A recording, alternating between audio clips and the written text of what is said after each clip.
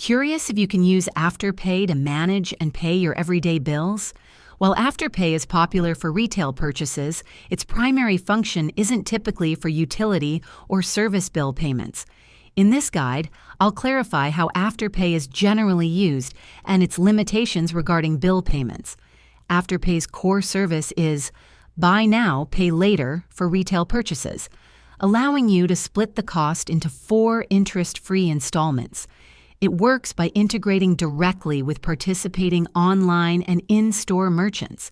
Therefore, you typically cannot use Afterpay directly to pay traditional bills like your electricity, water, rent, or credit card statements. These service providers usually don't have direct Afterpay integration.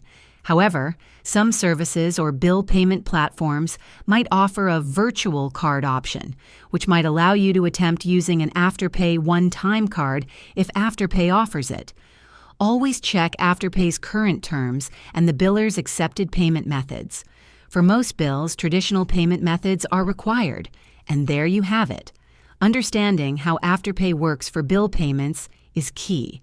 If this video was helpful, give it a thumbs up and subscribe for more tips.